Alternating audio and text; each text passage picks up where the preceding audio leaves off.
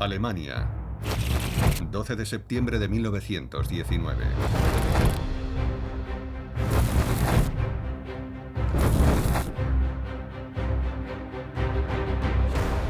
En el restaurante Sterneckebrau, en el corazón del casco antiguo de Múnich, un solo hombre está a punto de cambiar la historia. Era básicamente un perdedor. En la profesión que había elegido, la de artista, fracasó. Apenas podía ganarse la vida. No había en él el menor signo de grandeza. Desde hace varios meses, un nuevo movimiento político conocido como el Partido Obrero Alemán ha estado celebrando reuniones regulares en el Salón Liber. Había asistido a una conferencia en la que un profesor defendía la escisión de Baviera del resto de Alemania. Hitler se levantó para rebatir a este profesor y acabó lanzando una arenga. Y cuando dejó de hablar, miró a su alrededor y vio que la gente estaba con la boca abierta. El discurso de aquel desconocido impresionó a Anton Drexler, el fundador del Partido Obrero Alemán, que le invitó a unirse a su organización. Drexler escribiría después a un amigo: un hombrecillo absurdo se ha convertido en el número 7 del partido. 13 años más tarde, el 30 de enero de 1933, ese hombrecillo absurdo sería saludado y aclamado por miles de personas en las abarrotadas calles de Berlín como nuevo canciller de Alemania. Hitler nombrado canciller. Un curioso hombrecillo llamado Hitler ha llegado al poder en Alemania.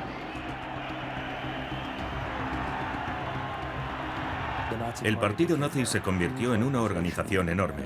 Y cuando vemos las tácticas de propaganda que utilizaban, se hace evidente la cantidad de dinero que necesitaban. La inflación golpea a Alemania. Pero ¿cómo conseguir financiación en una Alemania que estaba arruinada desde el final de la Primera Guerra Mundial? ¿Quién costeó la gigantesca maquinaria de propaganda que ayudó a Hitler a convertirse en una sensación mediática, a recorrer el país en un avión privado e incluso a reclutar su propio ejército? Lo respalda una petición firmada por políticos de extrema derecha, industriales y banqueros. Hay mucha gente poderosa que apoya a Hitler. ¿Estaba siendo manipulado Hitler por los oscuros magnates que estaban sufragando su irresistible ascenso al poder? ¿O era Hitler quien los manipulaba a ellos? Cuando empezaron a decir que era una marioneta de los grandes empresarios, Hitler dijo: vengan y examinen las cuentas del partido nazi y verán que todo nuestro dinero procede de las cuotas de los afiliados. El oro de Hitler. Episodio 1. La financiación del mal.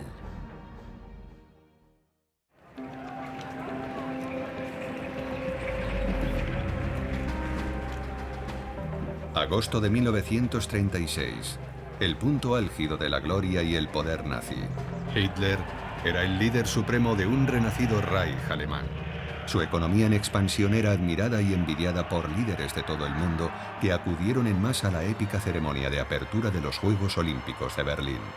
Ni siquiera las victorias de la nueva estrella del atletismo estadounidense impidieron a Hitler lucirse en un escenario mundial.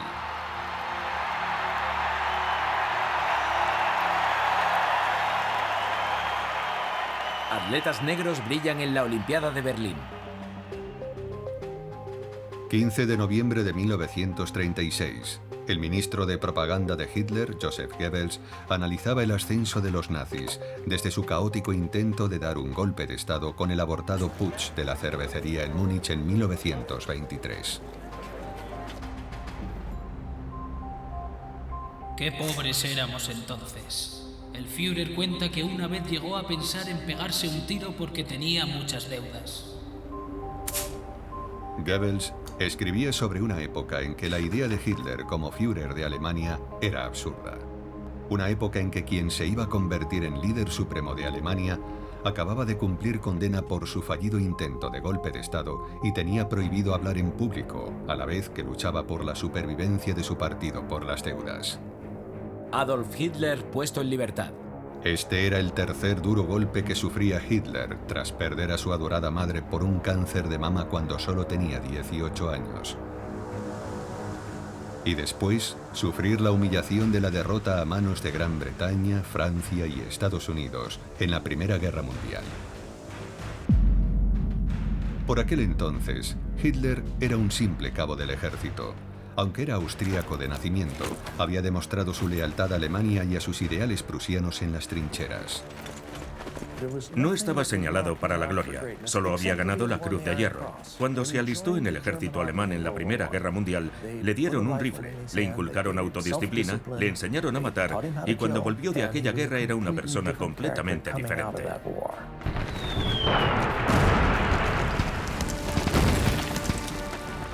Tras la capitulación de Alemania, el 11 de noviembre de 1918, Hitler temía por su futuro en el ejército donde tenía el reconocimiento que ansiaba.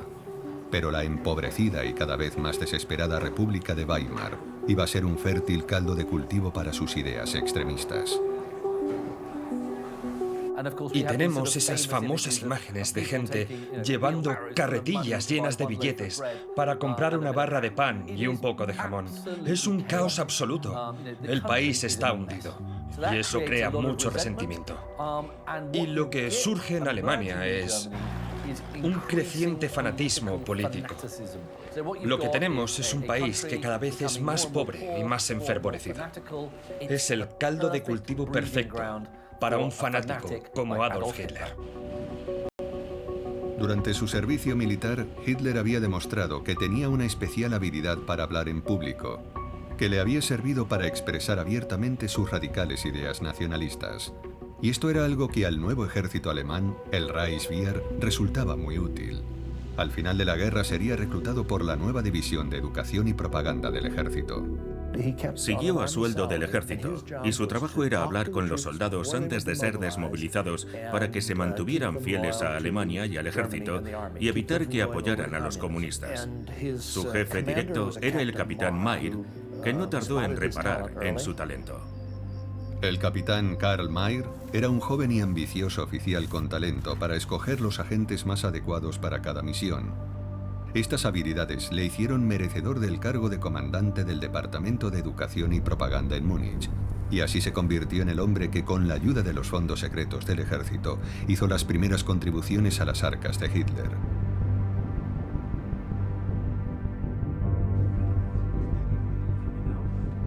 El 28 de junio de 1919, en el Tratado de Versalles en Francia, se estableció que el ejército alemán debía limitarse a 100.000 hombres. Para sortear estas condiciones, los altos mandos crearon una reserva especial de dinero que se ocultó a la Comisión Supervisora Aliada y con la que se financió una división secreta del ejército llamada el Reichswehr Negro. En gran parte estaba compuesto por organizaciones paramilitares nacionalistas formadas por soldados desmovilizados tras la Gran Guerra y conocidas como Freikorps, cuya misión era combatir y contener a los grupos comunistas que se manifestaban en las calles. No hay duda de que estos grupos paramilitares estaban siendo financiados por el ejército, porque el ejército tenía la intención de aplastar el socialismo. En cierto modo, el ejército alemán era como un estado dentro del estado. Era como decir, quien manda aquí somos nosotros. Queremos ser los que decidamos quién gobierna Alemania, y esa era la razón de la intervención del ejército.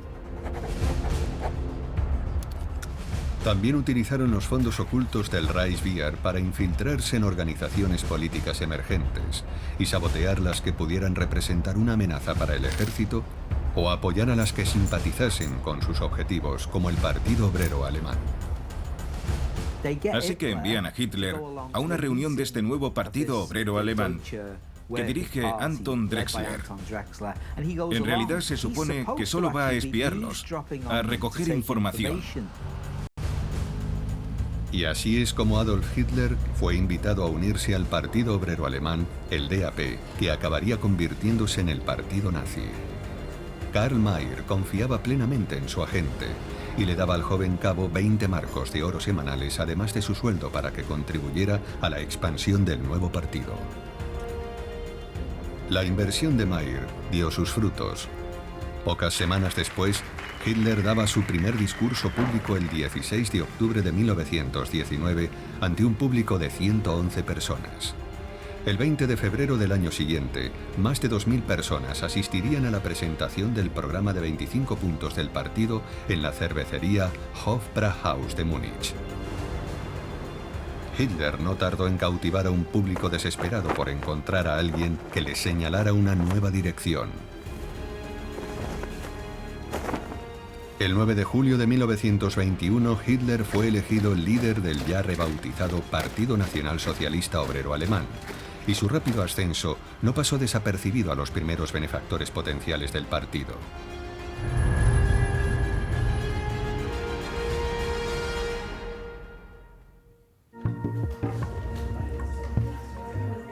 Con su participación en el ascenso del Partido Nacional Socialista Obrero Alemán, el orador estrella Adolf Hitler empezaba a atraer la inesperada atención de ciertos círculos sociales. Hitler ya había conseguido el apoyo de empresarios a nivel local en sus primeros años, pero no se trataba de grandes empresarios, sino de empresas medianas y pequeñas. Entre ellos estaba un editor de Múnich llamado Bruckmann o la heredera del fabricante de pianos Bechstein, que presentó a Hitler a la sociedad muniquesa y además le ayudó económicamente. Luego estaban los que, además de financiar a Hitler personalmente, se convirtieron en recaudadores de fondos para el partido. El primero fue Dietrich Eckart, uno de los miembros fundadores del partido y una figura paterna para Hitler, que presentaría a su protegido en las altas esferas de la sociedad alemana. Además estaba Emil Ganser, el hombre que presentaría a los nazis a la comunidad empresarial de Berlín, organizando conferencias y viajes a Suiza para recaudar fondos. Otro de ellos era Ernest Hans Tegel, que aportó $1000 americanos para evitar la quiebra del periódico del partido y que se convertiría en uno de los confidentes de Hitler. Kurt Ludeka, un turbio dandy que hizo una pequeña fortuna con el juego, se convirtió en el recaudador de fondos internacional y en el hombre que conectaría a los nazis con los fascistas italianos. Y también Max Erwin Subner Reiter, un alemán del Báltico que luchó contra los bolcheviques durante la Guerra Civil Rusa, convirtiéndose en la conexión con los rusos exiliados por toda Europa. Aún así, todo el dinero recaudado era insuficiente para cubrir los crecientes gastos del partido. Cuando hablamos de las influencias sobre Hitler en cuanto a dinero, tenemos que ser claros acerca de las cantidades de dinero que se está aportando. Y en este sentido, estamos hablando de cantidades de dinero minúsculas. Esto ayudó a Hitler a salir adelante. Hitler no tenía trabajo y tampoco estaba cobrando un subsidio de desempleo, por lo cual él también necesitaba dinero. Pronto comenzarían a llegar grandes donaciones, y cuando lo hicieron, fue de una fuente insospechada. Si leemos el New York Times del 20 de diciembre de 1922, ya entonces aparece un artículo que acusa nada menos que al muy rico y famoso industrial estadounidense Henry Ford de estar financiando a los nazis. Entre los más fervientes y prominentes partidarios del partido nazi a principios de la década de 1920 estaba Winifred Wagner, la nuera del famoso compositor Richard Wagner. Durante una gira por Estados Unidos el 31 de enero de 1924, los Wagner fueron invitados a una cena a la casa del famoso fabricante de automóviles Henry Ford. Fairlane, propiedad de Henry Ford. Cuando fue entrevistada por el escritor e historiador James Poole, Frau Wagner confirmaría los rumores. Cuando estaba haciendo mis entrevistas con Frau Wagner, que era la nuera del compositor Richard Wagner, le dije, hay quien piensa que Ford le dio dinero a Hitler. Y ella dijo, oh, claro que sí. Yo le dije, ¿y cómo lo sabe? Y me dijo, porque fui yo quien lo arregló. El dinero fue transportado por un hombre que trabajaba para Ford llamado Boris Brasov. Brasov había sido fiscal en Rusia. Y después de huir de Rusia, consiguió escapar y acabó trabajando para Ford. Así que fue Boris Brasov quien llevó el dinero desde los Estados Unidos a Alemania, donde se lo entregó a Kirill Romanov, que era el pretendiente al trono de Rusia, el cual se lo pasó a Ludendorff, que se lo dio a Hitler. Nunca ha habido pruebas de esto. No hay ningún documento que lo pruebe. Por suerte yo tenía 20 y tantos años cuando entrevisté a Frau Wagner y ella tenía 80. Y un par de años después murió. Así que ella era la última testigo viva de estos hechos. Uno de los participantes en esta transacción secreta que jugó un papel crucial en la ruta del dinero de Hitler fue Erich Ludendorff. El general Ludendorff, un héroe de guerra alemán, se convertiría en un importante enlace entre las organizaciones militaristas de derechas como los nazis y prominentes industriales como el magnate alemán del acero Fritz Thyssen. En 1923 se encuentra con Ludendorff, que ya es una figura de gran peso en el movimiento nazi. Y Ludendorff le dice, vamos, ¿por qué no viene a ver un discurso de Hitler? Y Thyssen, por supuesto, piensa, ¿quién es ese? Nunca he oído hablar de él. Thyssen era extremadamente antisocialista. También era antiparlamentario y tenía grandes esperanzas de que un líder fuerte restaurase a Alemania como una gran potencia política y militar y combatiese a la socialdemocracia, los comunistas y los sindicatos. Seguí su consejo y asistí a varios actos políticos organizados por Hitler. Lo que más me impresionó fue el orden que reinaba en sus reuniones, la disciplina casi militar de sus seguidores.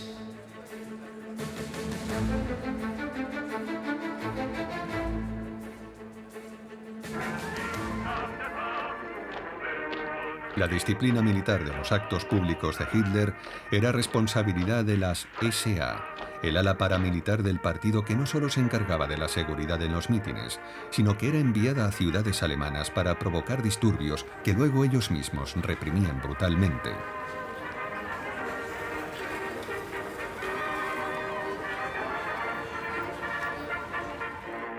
Hay una famosa canción de Elton John que se llama La noche del sábado es buena para pelear. Pero en la Alemania de Weimar, todas las noches eran buenas para pelear, porque había peleas todo el tiempo, una violencia tremenda. Fue el nacionalista alemán y hombre de confianza de Hitler, Kurt Lüdecke, quien llevó a aquel grupo de matones nazis al siguiente nivel. Él solo costeó los primeros uniformes, las armas y la logística, y puso a su mando a un viejo camarada de Hitler y uno de los primeros miembros del partido, el capitán Ernst Röhm. Ernst Röhm fue una de las figuras principales del Reichswehr, del ejército. En realidad había sido superior de Hitler y ya pertenecía a aquel partido obrero alemán. No sabemos si estaba en el partido como infiltrado, pero todo parece indicar que ese era el caso. Röhm era bueno para los negocios y después del final de la Gran Guerra había amasado una gran fortuna con el contrabando de armas a los Freikorps. Todos sus negocios eran ilegales y extraoficiales. Su eficacia en el comercio ilegal de armamento ante las narices de las autoridades la hizo ganarse el respeto del Reichswehr negro, lo que a su vez le permitió reclutar a militares experimentados para la causa nazi. Röhm tenía acceso a las armas y también, por ejemplo, a algo muy importante para que Hitler movilizara a aquellos hombres de una ciudad a otra. Röhm tenía acceso a camiones para transportarlos, así que fue una figura clave desde muy pronto. No hay ninguna evidencia de que el ejército hiciese algún tipo de pagos a Röhm y que él pagase sueldos a las tropas de asalto. Las tropas de asalto pagaban sus cuotas de afiliación al partido nazi y puede que el partido les diese también algo. Quizá unas cervezas o alguna comida. Por entonces el partido no era lo bastante rico como para hacer algo así. El partido nazi no tenía mucho dinero al principio. Con Röhm a bordo y el eje Thyssen-Ludendorff en funcionamiento, tenían ya una red de figuras militares de alto nivel e industriales que podían aportar un flujo constante de dinero y hombres a la causa del partido. Fritz Thyssen en particular estaba dispuesto a apostar fuerte por Hitler y los nazis. Le di unos 100.000 marcos de oro. Esa fue mi primera contribución al Partido Nacional Socialista. Pero esos fondos no se los entregué ni a Hitler ni a Subner-Reiter, sino a Ludendorff, para que los empleara de la mejor forma posible. Pero no examiné los detalles de los planes que elaboraron él y Hitler. Ya he dicho que no deseaba meterme en política. Hitler y Ludendorff tenían un plan genial para poner el dinero de Thyssen a trabajar de inmediato. Se entera de la marcha de Mussolini sobre Roma, de modo que sabe que el fascismo está ascendiendo, y entonces tiene una idea. Van a tomar el gobierno local de Baviera, y a continuación van a marchar sobre Berlín.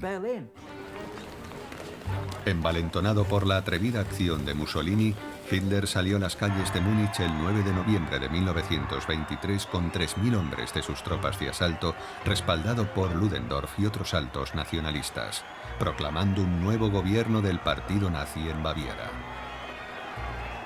A diferencia de Mussolini, no hubo aclamación pública para los nazis, ni se produjo un levantamiento popular en su apoyo, y se envió a la policía armada para aplastar la insurrección. La acción dejó 14 nazis muertos, y Hitler y el resto de la dirección del partido tuvo que huir. Todos serían detenidos y juzgados como conspiradores por intentar derrocar al gobierno. Con Hitler en prisión y los dirigentes nazis caídos, su camino y el de Thyssen tuvieron que separarse, pero no por mucho tiempo.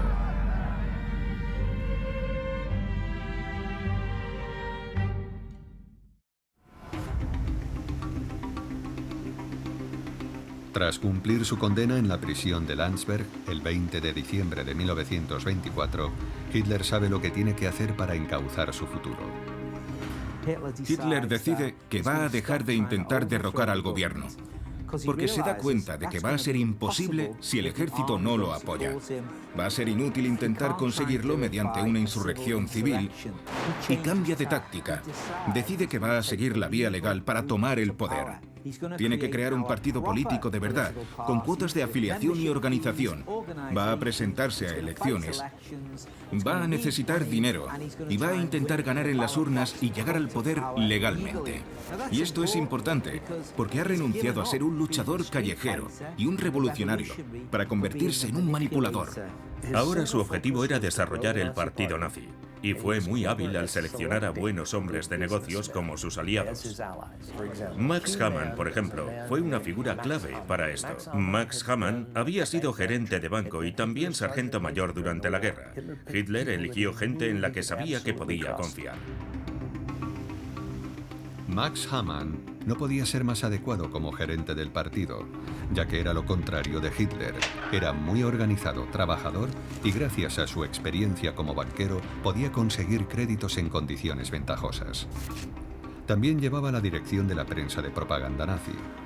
Hitler pensaba en el contenido y Hammann se encargaba de las ventas y la distribución, y así se le ocurrió una nueva idea. Aunque el llamado putsch de la cervecería fue en realidad una farsa sangrienta, en manos de Hammann iba a ser mitificado como un acto de autosacrificio de Hitler y los nazis. Y lo que hace de ellos unos políticos tan asombrosos es que van a convertir aquel desastre en una especie de momento crucial, de triunfo, un momento clave en el establecimiento de esta nueva religión política. Y así, cuando Hitler sale de la cárcel, parece que se ha convertido en una especie de figura mesiánica. Está sufriendo por sus ideas políticas. Él, en solitario, se presta al sacrificio.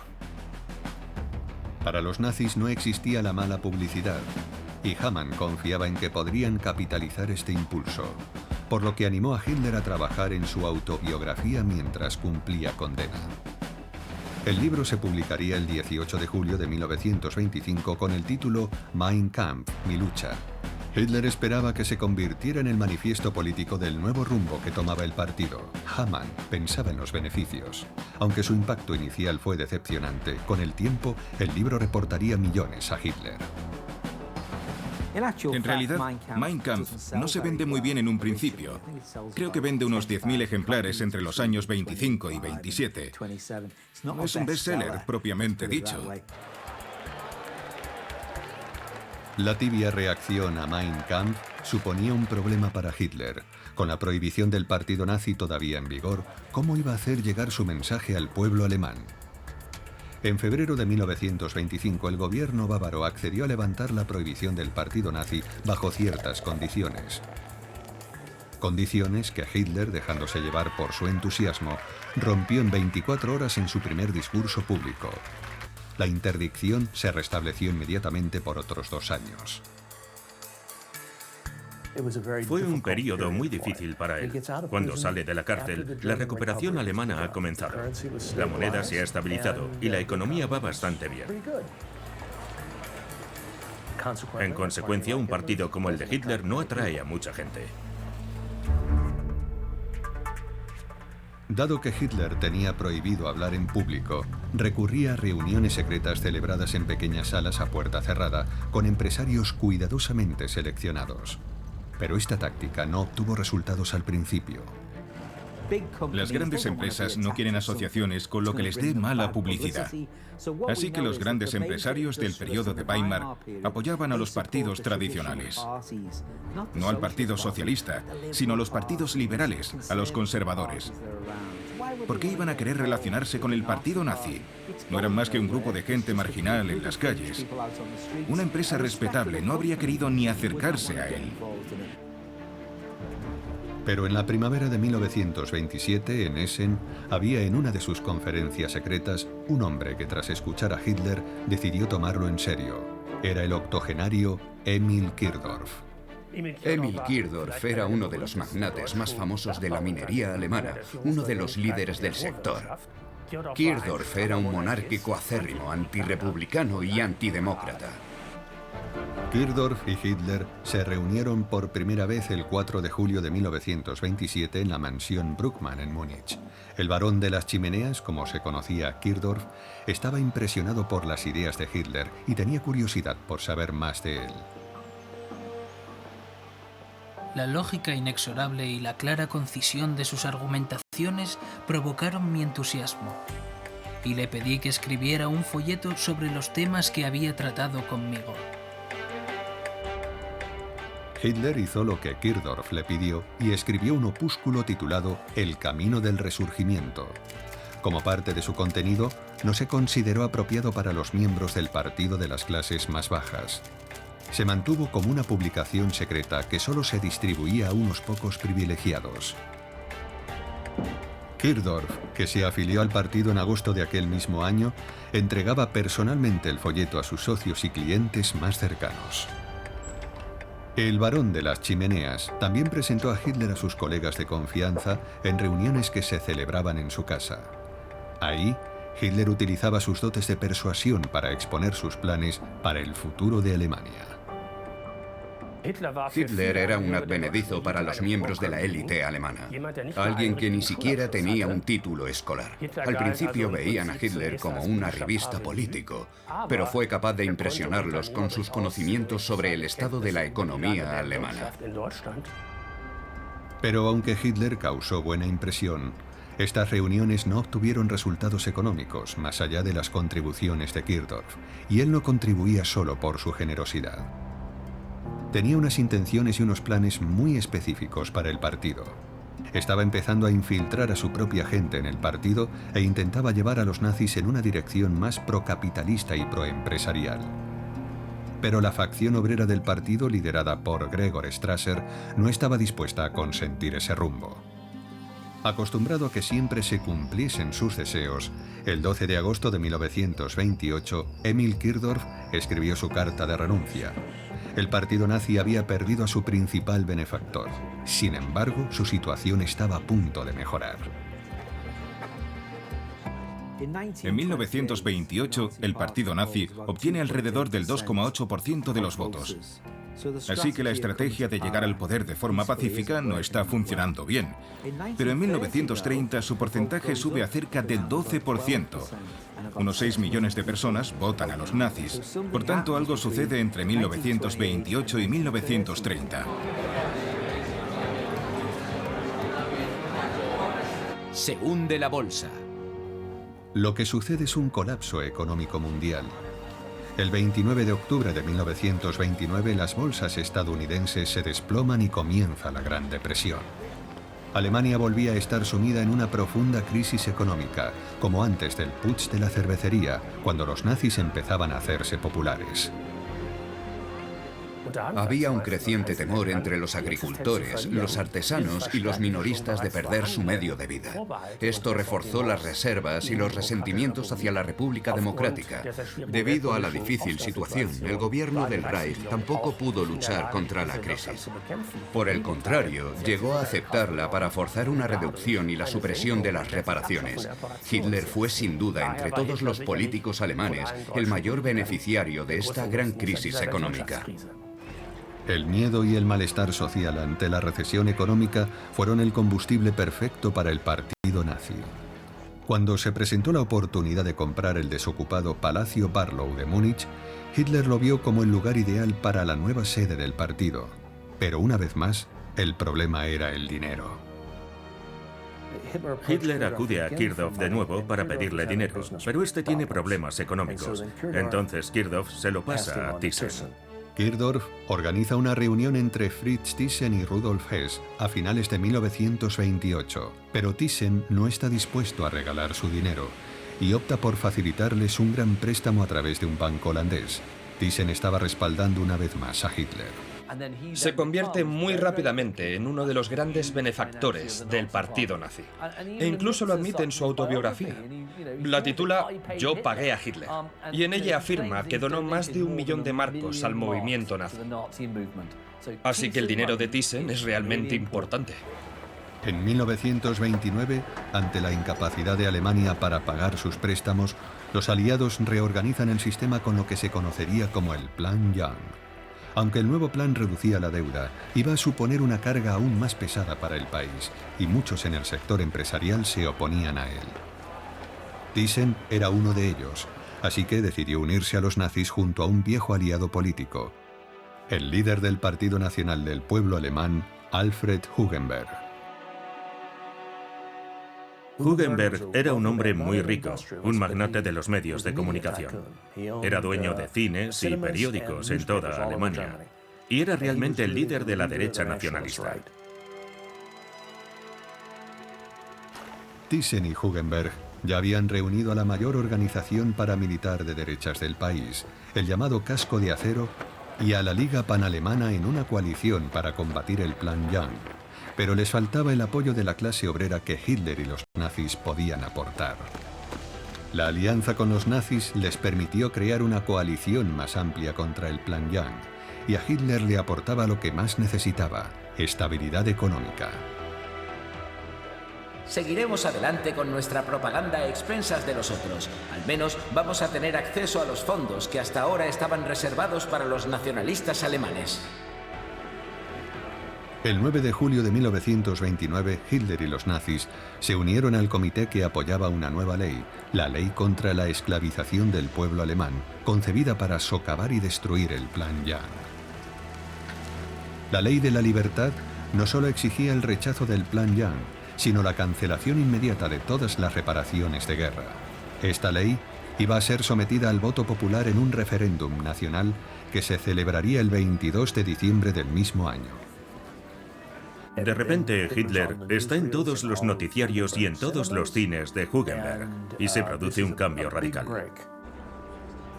Aunque al final la Ley de la Libertad no se aprobaría, los nazis tenían mucho que celebrar. Su fama, su afiliación y sus fondos habían crecido como nunca hasta entonces. Cuanto más empeoraban las cosas por la Gran Depresión, mejor era para los nazis. Cuando en septiembre de 1930 el gobierno disuelve el Reichstag debido a la crisis económica y se convocan nuevas elecciones, los nazis se convierten en la segunda fuerza política con 107 escaños. Y es en ese periodo cuando empieza a calar el mensaje de Hitler: yo soy el Salvador.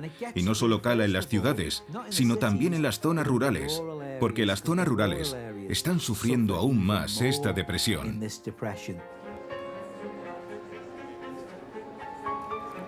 El éxito nazi en las elecciones despertó la curiosidad de una figura prominente que iba a cambiar la política económica de los nazis: el presidente del Reichsbank, Hjalmar Schacht.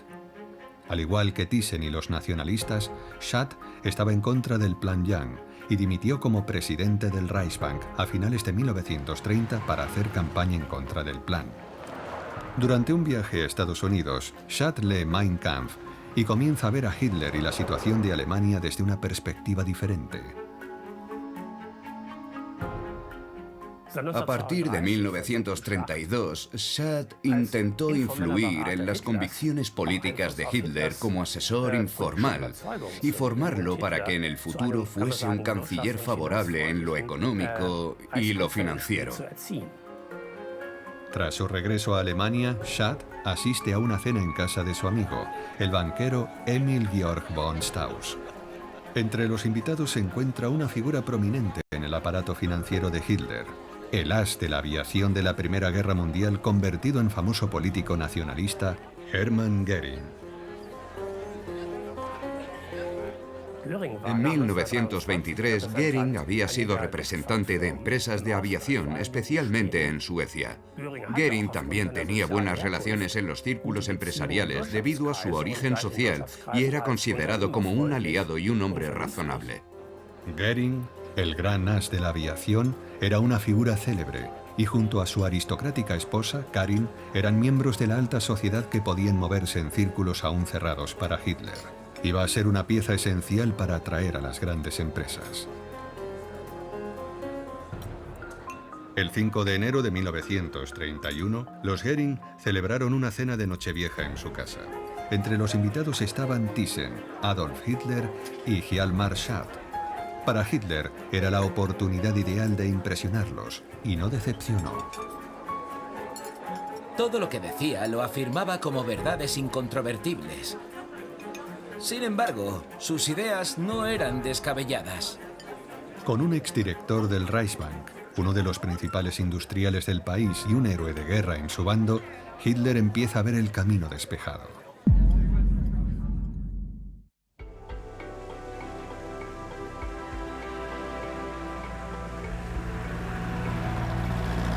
...1931 fue el año en el que Hitler intensificó su acercamiento a las grandes empresas. Empieza a recorrer el país deteniéndose donde podía dar conferencias públicas, recepciones y cenas, tratando de forjar nuevas alianzas y obtener nuevas donaciones para el partido. A Hitler se le presenta una gran ocasión cuando Fritz Thyssen le organiza una conferencia en el Club Industrial de Düsseldorf. Allí era donde estaban todos los grandes industriales. Ahora Hitler tiene la oportunidad de hablar con los hombres más ricos de Alemania y necesita dinero. El 27 de enero de 1932, Thyssen presentaría a Adolf Hitler a algunos de los hombres más ricos de Alemania. Sin duda, muchos de los invitados hicieron generosas donaciones, pero algunos de ellos se unieron al partido en los días siguientes y su apoyo aumentó con el tiempo. En 1932, al partido nazi le va mucho mejor en lo económico. Se ha expandido, se ha consolidado y sus problemas financieros están en vías de resolverse. Es mucha responsabilidad. Emplea a miles de personas. En cada distrito había como mínimo 1000 personas trabajando para el partido nazi. Es mucha gente a la que hay que mantener, pero el partido necesita seguir creciendo. En 1932, Adolf Hitler decide dar el paso más ambicioso hasta entonces, presentarse a las elecciones presidenciales alemanas. Y cuando ve que solo podrá hacer campaña durante 7 días en la segunda vuelta, realiza una audaz idea para llegar al mayor número de personas en tan poco tiempo: volar. Gracias a los contactos de Goering en la industria, la compañía Lufthansa proporcionó a Hitler un avión para su uso exclusivo que le permitía desplazarse por todo el país a gran velocidad. También tuvo la brillante idea de vender estos vuelos a los medios produciendo una película, Hitler sobre Alemania. Desde este punto de vista, Hitler fue un maestro del marketing cruzado y de la integración de medios. Estos vuelos se financiaron con pequeñas y medianas donaciones al partido, pero en parte se pagaron por sí solos. La explicación es que el partido nazi cobraba entradas en sus actos de campaña y por los discursos de campaña de Hitler cobraban unos 50 Pfennig. Dado que Hitler reunía con frecuencia a decenas de miles de oyentes en sus discursos de campaña, se recaudaba mucho dinero, así que esta campaña electoral pudo financiarse prácticamente sola. A pesar del éxito de la campaña y de la popularidad de Hitler, perdió por un estrecho margen ante el entonces presidente Paul von Hindenburg. Pero la gran inversión nazi daría sus frutos en las siguientes elecciones federales, 3 meses después. En julio de 1932, obtiene el 37% de los votos. Más de 12 millones de personas votan a los nazis. Empiezan a atraer a la clase media de las grandes ciudades, a los funcionarios de alto nivel y también a gente de los estratos más elevados de la sociedad. No porque estén perdiendo sus trabajos, sino porque temen perderlos. Pero a pesar de su aparente éxito, estas elecciones terminarían con un amargo trago para Hitler, cuando el presidente Hindenburg se negó a nombrarlo canciller, optando por el líder del Partido Conservador, Franz von Papen. El coste de ambas campañas electorales había dejado al partido nazi en una situación financiera desesperada, y por si fuera poco, su principal benefactor, Fritz Thyssen, tenía sus propios problemas y había tenido que nacionalizar parte de su imperio para evitar la bancarrota. Ahora los nazis eran el partido más fuerte del Parlamento y no iban a dudar en utilizar su influencia para obtener ventajas políticas y económicas. Algo que se le daba muy bien a Hitler era sacar dinero a la gente. Así que en muchos sentidos es como un grupo mafioso. Ya sabe, danos el dinero. Y si no lo haces, bueno, puede que te pase algo malo. Es entonces cuando una de las mayores empresas de Alemania se incorpora al aparato financiero de Hitler, el gigante químico IG Farben. Fundado en 1925 como un conglomerado de 6 grandes empresas químicas, iba a convertirse en una de las mayores corporaciones de Europa. Pero tenían un problema. Fabricaban un colorante alimentario llamado amarillo mantequilla, que se añadía a la manteca en gran parte de Europa. Y descubrieron que los trabajadores que manipulaban este colorante contraían cáncer con mayor proporción que el público en general. El escándalo estaba a punto de estallar en el Reichstag, así que fueron a los nazis y les dijeron: si sois capaces de enterrar esto, nuestro dinero fluirá hacia el partido. Y así comenzó la más infame colaboración de las grandes empresas con los nazis durante el Tercer Reich y la Segunda Guerra Mundial.